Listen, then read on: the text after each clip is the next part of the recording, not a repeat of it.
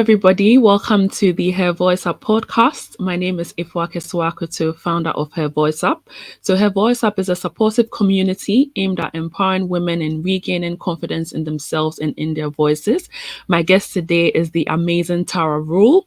So Tara is the CEO and founder of Tara Rule Ltd.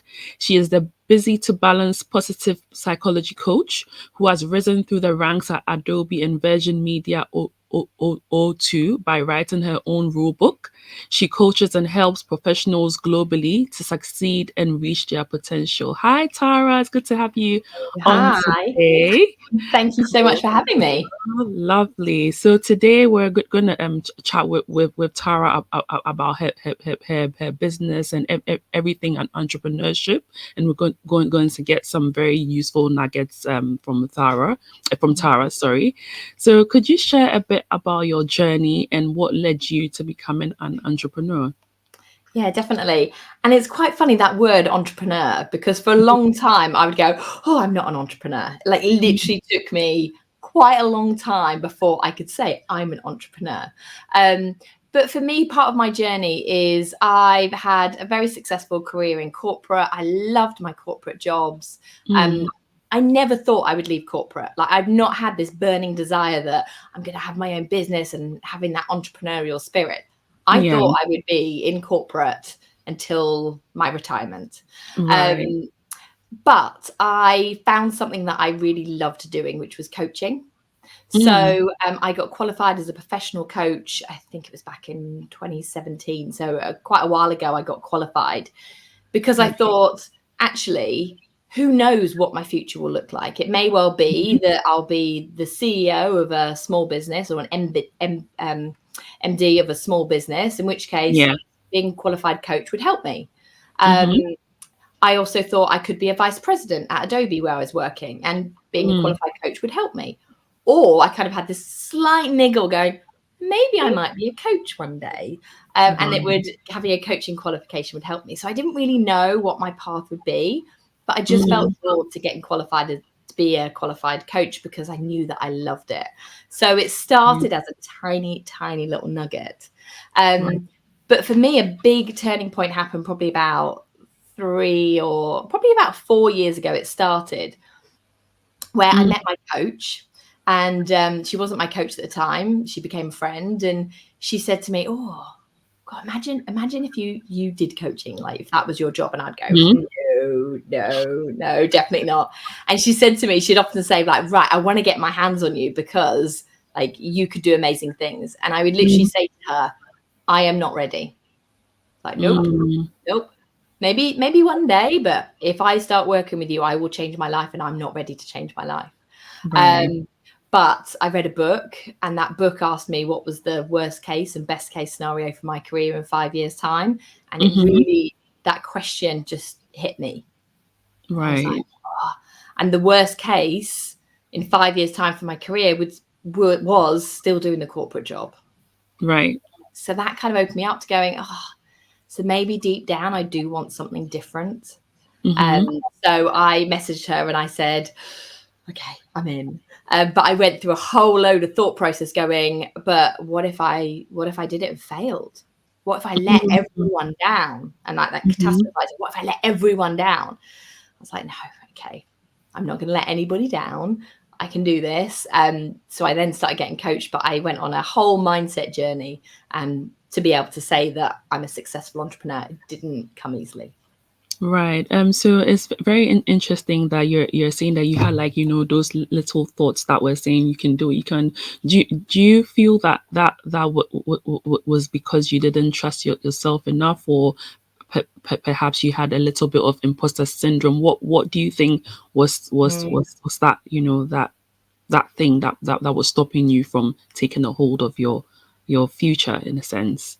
Yeah. So there was definitely that bit of imposter syndrome. Absolutely. And whether some people relate to imposter syndrome or not, like it's a topic that sometimes I think can divide people. But for me, I had the fear. That's how I describe it. I had the fear that I wouldn't be good enough.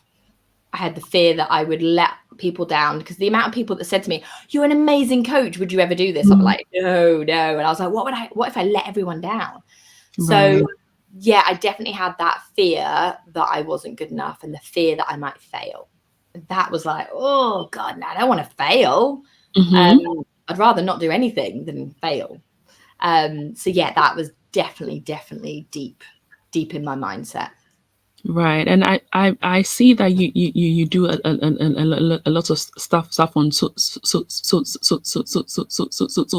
media where you actually put yourself out there. So I want to know, like, how do you use social media to leverage your brand and to actually get people to know what is going on with your business?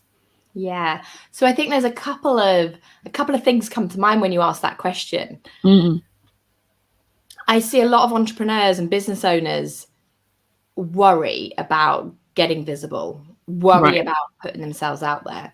And one of the things that I love to do, whether it's through social media or whether it's through coaching or running workshops, is I like to share a bit about my vulnerability and some of my inner thoughts, because so many people will be sat here listening thinking, well, everyone else is fine. Everyone else can do it. Well, look at them. They're doing this video or they're doing this. They've started that business.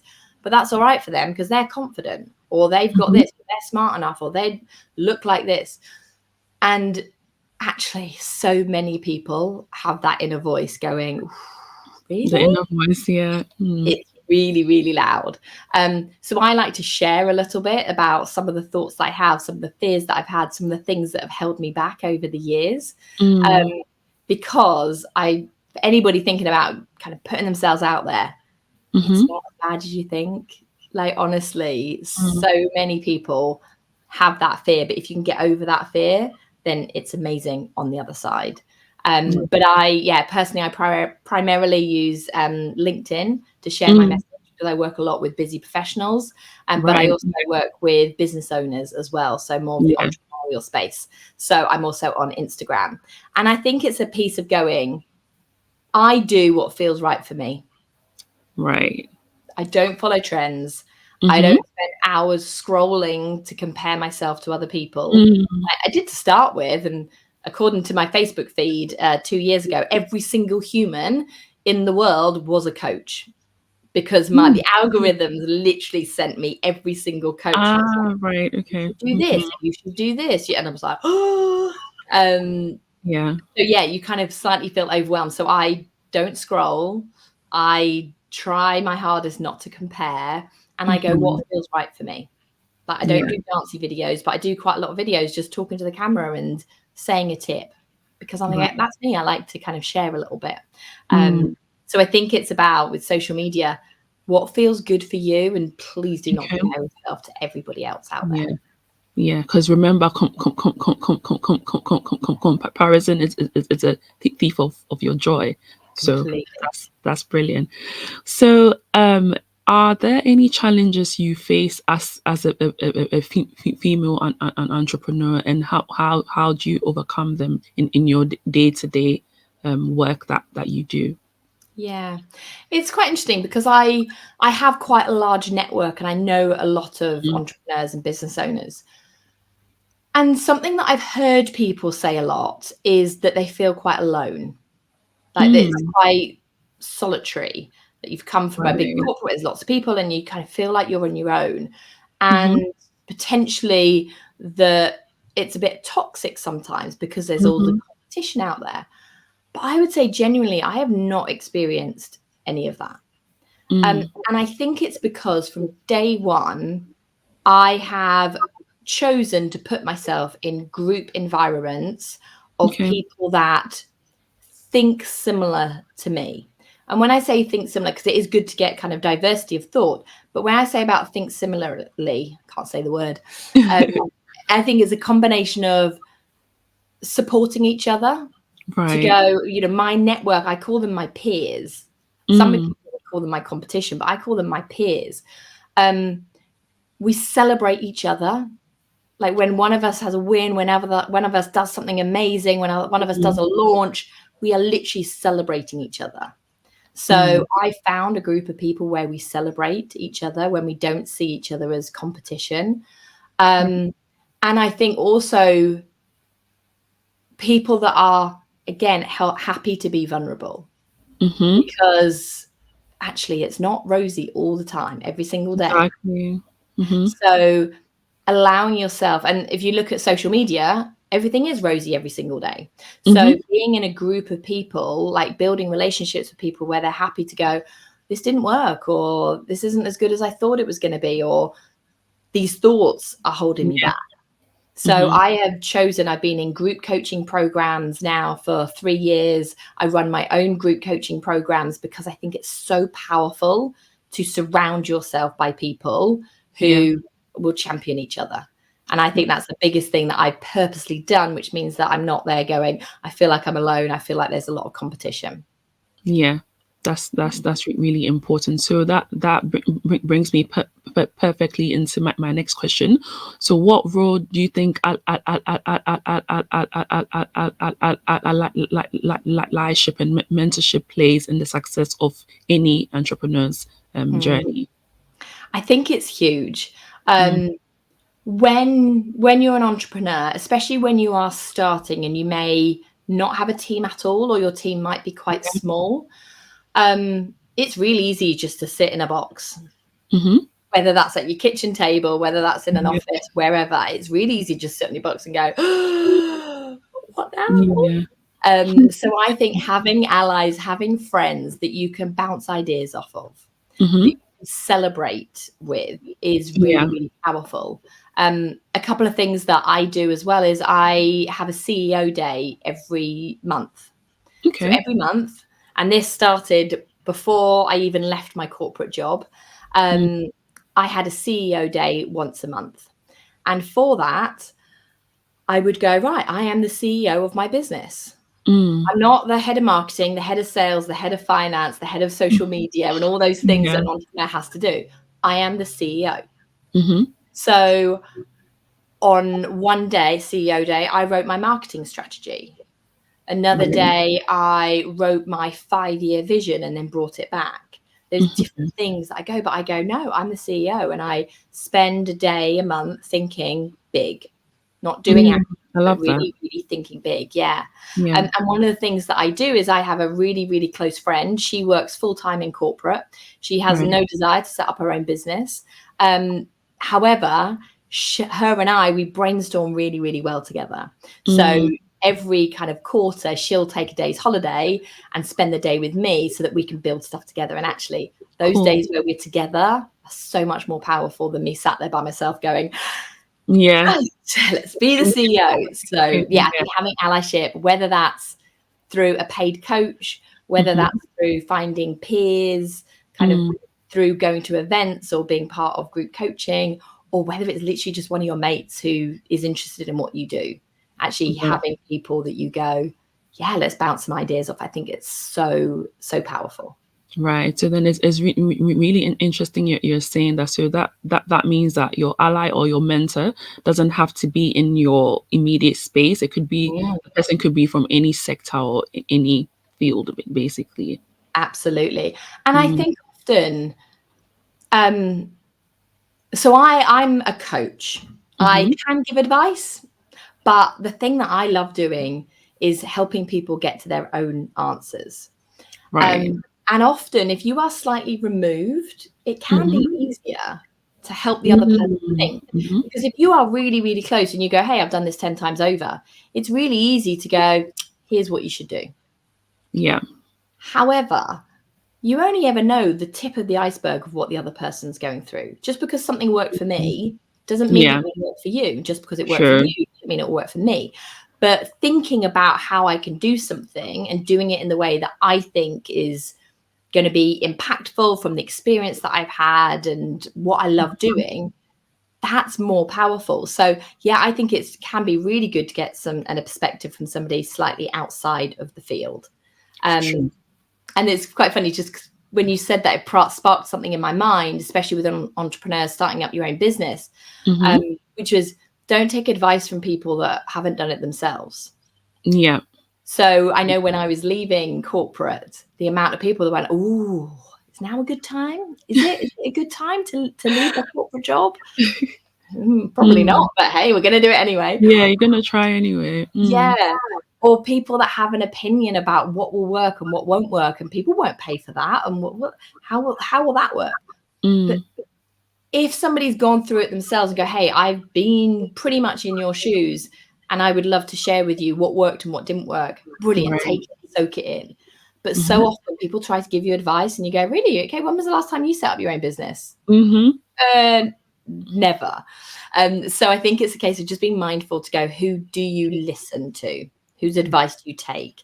And whose do you just go, smile, thank you, politely, and go, yes, I'm going to ignore everything you said. Brilliant. I love that. So it's really interesting in terms of like managing your business and juggling the different things. How do you maintain that work-life balance to basically, you know, make sure you protect your zen and you're not overworked? Yeah. So it's quite funny because I have definitely changed over the years, because prioritization is something that I have been very, very good at in my corporate life. And I help busy professionals now to get a better work-life balance. And I was really, really good always at having boundaries. So I didn't work weekends. I only worked evenings when I had things scheduled in, not just I've got loads to get done, so I'm just going to work till all hours. It was planned when I would work in the evenings. I worked in a global company, so it's not like I never worked evenings, but it was planned. And I had really, really clear boundaries. And then I set up my business alongside working in the corporate. So suddenly I was going, well, if I'm going to work on my business, that's at the weekends.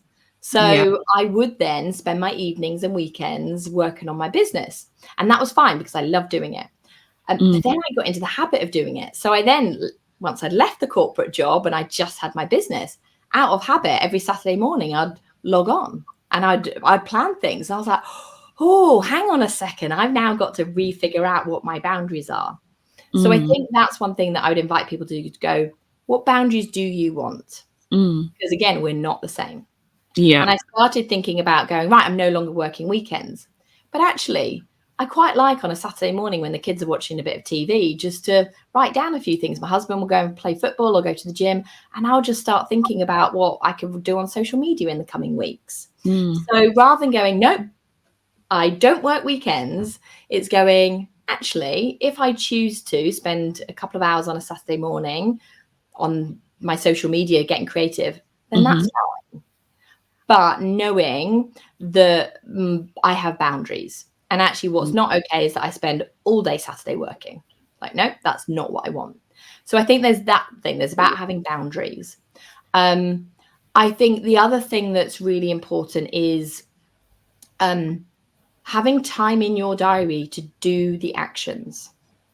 So we all have meetings. So there'll be meetings. I have coaching in my diary, talking to new potential clients, delivering workshops, being coached. All these things are in the diary. But I also have two other things in my diary. One is actions. And I've now changed my diary around. So I have a full day that I can get the actions done. So it's about sending out the invoices, the creating the social media, the writing the emails. There's things that need to get done that aren't necessarily meetings. So I build space into my time of when I'm going to do those actions, because otherwise those actions get done in the evenings or at the weekends. It's like, no, that's not what I want. And I think the other thing that I also do is I plan in me time. Like, when am I going to prioritize me? So for me, that's exercise. So I have exercise in my diary. I have a lunch break in my diary. And I also have things like a massage or a facial. Oh, lovely. So things like that. I'm very good at going, no, it's about having balance. Like, yes, we may well have financial goals, but there's no point in it unless you feel happy and balanced along the way. So fun and balance and happiness for me is really, really important. And I prioritize that. Cool. So it's all about finding that balance and what actually works for you as an individual. Completely. Yes. So in terms of like managing difficult times or tough times in your business, how do you stay motivated to keep going when you're hit with difficult times? Yeah, I think to me, I think the biggest thing with motivation is remembering your why. So why are you doing it? My why is to positively impact people. That's Cool. why I do it. And whether that's to positively impact one person, thousands of people, millions of people, the world, doesn't really matter. But I am doing this because I want to positively impact people. So it's amazing when you do start to feel overwhelmed, going, oh, I've got to do this, I've got to do this, I've got to send this, I've got to create this. Just go, okay, hang on, why am I doing it? Positively impact people. Okay. Yeah. And then you just come from a real sense of calmness rather than, oh, I've got to do all the things. Yeah. So, yeah, I think definitely remembering your why, that's a key thing that keeps me motivated. Brilliant. Can you share with us a project or a really interesting milestone in your business? Yeah, you say interesting. I'm going to share one that might be quite geeky, I'm afraid. So some people might find it interesting. And that is that I became VAT registered just over 6 months after I left my corporate job. Lovely. Now, some people will know what that means, some people won't, but effectively you have to have hit a financial milestone in order to become VAT registered. You can choose to be VAT registered early, but once you hit a financial milestone, you need to become VAT registered. So I had set myself a goal in 2023 to go, I want to become VAT registered. I will caveat with this fact that I am a qualified accountant as well. So I've definitely got those geeky tendencies in me to go, I love a good spreadsheet. I love tracking the numbers. But yeah, I set myself a goal to become VAT registered. And it happened about 7 weeks before I'd kind of set myself the goal. So it happened 7 weeks early. Congratulations. Thank you. And it was just over 6 months after I left my corporate job. So that I was going, wow, I was blown away. And especially considering, which for me makes it even more important, it was only probably 18 months before that date that I realized that I was saying I'm not an entrepreneur. And I had that realization that I was saying I'm not an entrepreneur. Even though I'd kind of set up the business, I was still saying I'm not an entrepreneur. And so my coaches helped me to process that. And actually one of my good friends, I shared with her the fact that I was saying that I'm not an entrepreneur. And she went, seriously, you have so many entrepreneurial qualities. I was like, really? And she said, yeah. And she sent me she Googled I can't think of the word, an article, that's the word, an article on entrepreneurial qualities. And I read it and I was like, oh yeah, creative, check. Driven, check. Get like all these things. I was like, oh, okay. So maybe I have loads of entrepreneurial qualities. That was my kind of baby step. I couldn't say I was an entrepreneur, but I could say that I had lots of entrepreneurial qualities. And then I went through the journey again, building on my belief, because that I think is the fundamental foundation. If you don't have belief, it will not happen. So then I got to the point where I was going, I am an entrepreneur. And now I can sit here going, I am a successful entrepreneur. And it's it's amazing to kind of feel that belief. So I think as well, hitting that financial milestone, knowing it wasn't that long ago that I was going, I'm not an entrepreneur. It's kind of making me feel really proud. Oh, brilliant. That's good to hear.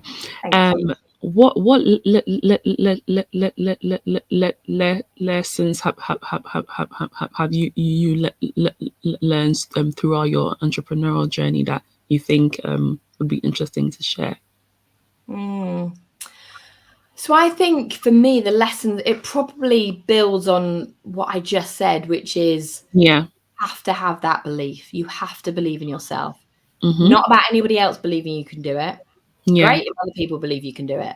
But if you do not have that belief yourself, you will not be as successful as you could be. I was at a coaching retreat a couple of years ago. I was in Dubai and they had this great guest speaker there. And they were talking about money mindset. And she said, put your hand up and there was a room full of entrepreneurs, put your hand up if you would love your business to turn over £1 million. And everyone put their hand up. Yeah, I'd love my business to turn over £1 million. Yeah, absolutely. Everyone put their hand up. And then she was, okay, keep your hand up if you believe that your business will turn over £1 million. And no joke, I was the only person with my hand up, left up. Like everybody else is like, oh, no, couldn't happen to me. So that, like, we could have a vision, we could say what we want, but unless you believe it, yes, it's just not going to happen. And you guarantee, you know, whether my business earns $1 million or not, I will get so much closer with that belief than somebody who goes, no, that won't happen to me. Yeah. So I think that to me is my biggest lesson in entrepreneurial life is you have to believe in yourself. If you believe in yourself, the rest will happen. Cool. Belief is the key thing, and I'm interested in knowing. So, would you say that you thrive as a coach because of your genuine love for people? I think so. I think there's I've spent a lot of time knowing what drives me and what my strengths are and what I enjoy doing. And some of it is very natural and some of it is a learnt skill. So I'm a very positive person. That comes very naturally to me. But I am also a qualified positive psychology coach because I was going, I'm a very positive person, but I'd love to learn a bit more so I can actually help other people to be more positive rather than just going, I don't know, just am. And so I learned about kind of the science of positivity. So I think my positivity helps. I think I'm really good at listening. And that has been more of a learned skill because I used to love giving advice. I'd listen to someone and go, oh, this is what you need to do. But actually I've learned to listen and to hold space for people rather than jump in with the answer. And also replay back the language that people use as well. Because often we say things we don't really know. We kind of talking about something, go, oh, but I can never do that. Da, da, da, da, da. And I go, okay, just to replay back, you said you could never do that. And people go, really? Oh. So we say things without being aware. But I love being with people. I love speaking with people. So I think that definitely helps from a coaching perspective. The fact that I enjoy being with people. Yes. Cool, brilliant. And I mean, this may be similar to what you've already said, but what is the key advice that you give to other women that are looking to start their own businesses, or they just want to try something new? So my key advice, I think there are a couple of things. One is work on that belief. Right. If you do not believe that you can be really successful, that you've got what it takes, find yourself a coach so that they can help you figure out and believe that you are good enough. So it's not somebody else telling you you can do it, but it's actually a really good mindset coach that can help you to believe it yourself. So I think belief is my number one advice. Second would be don't compare yourself. Because it's so easy to go, well, they're really good at that and they're really good at that. I was coaching somebody this morning, actually, and what came up is the fact that we often take the worst of ourselves and compare it against somebody else's best of themselves. Yes. It's like, and it's not normal. Like everybody's a fully rounded person. So yeah, just knowing that comparison really, really doesn't help you. And I think my third one would be to figure out what you are really good at and what you love doing and you enjoy doing, and try to outsource as much of the rest as possible. So I love the coaching. I love running workshops. I love talking to corporates about strategy. So I figured out the bits that I love and the bits of my job that I love. I love thinking about what my social media is going to be and the messages that I want to put out. So I do all my own social media kind of thinking. Emails. I love writing emails. So I have kept hold of every single bit that I love, but I have outsourced the stuff that I do not love, that I do not enjoy, that I don't know how to do and don't want to know how to do. So, for example, I'm really proud of my website. I did not create it. I am not a website expert. So I outsourced that. I found somebody amazing who created a website that I love. I have a PA, so she goes back and forth with people to make sure that we've scheduled everything in all of the coaching sessions. She also physically posts my social media for me. So I plan it in my head, but actually going into LinkedIn, Instagram, Facebook, scheduling it, uploading, she takes the words that I've written, but puts it in. So it's about putting your energy and time in the stuff that you love doing and outsource as much of the rest of it as possible. So it's always really important to have that solid network to help you to grow your business as you move along. Completely, yeah. My husband was teasing me at Christmas. I was going, I think I'm going to have a team Christmas party. He's like, it's just you. And I'm like, oh no, it might be only me on the books. However, I've got somebody who creates the content, somebody who, like my PA, I've got somebody who does my website. I've got somebody who sends out gifts to my clients. I've got I've got my own business coaches. I've got a health coach. I'm like going, no. There's a whole team that I work with. Cool. So, I didn't have a Christmas party though. maybe you should do so in 2024 Christmas, this Christmas. Exactly. Yeah, maybe you should do. Oh, perfect. It's been lovely having you today. Are there any final thoughts you'd like to share before we go? I think I'd say final thoughts is, if you're sat here listening thinking, oh, I wonder whether kind of entrepreneurial life is for me, then I would say spend a bit of time figuring out what really excites you, right? Get a pen and paper and go, wouldn't it be fun if? Yeah. Fill it in. Wouldn't it be fun if I wrote a book, if I did a TED talk, was a coach, worked 3 days a week, whatever it looks like for you. So if you're thinking, oh, is this for me? Do that exercise. And if you're sat there thinking, I need to work on my mindset, then come find me. I'm on LinkedIn and Instagram and Facebook. You can find me, Tara Rule. So reach out, and I would love to know what inspired you and what you've taken from this podcast. Perfect. Thank you so much, Tara, and thanks to you all for tuning in today. We hope you gained some useful nuggets as you think about starting your own business, or if you are an entrepreneur already. We hope you gain some useful tips, and continue tuning into our future episodes, and you can comment and basically interact with us some more, and catch you on the next episode. Thanks so much, Tara.